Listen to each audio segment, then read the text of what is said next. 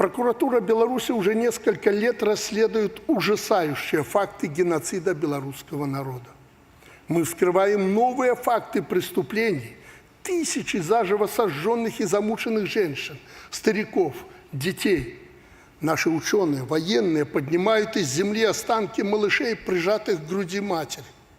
В каждой яме дети убивали, уничтожали семьями. Способы казни ужасают. Людей заставляли самостоятельно укладываться на трупы, чтобы поместить в яму как можно больше тел.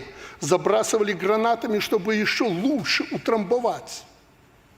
Поднимаем свидетельские показания о том, как вспарывали животы беременным женщинам, прикладом разбивали головы грудным младенцам, забрасывали годовалых детей в окна горящих домов.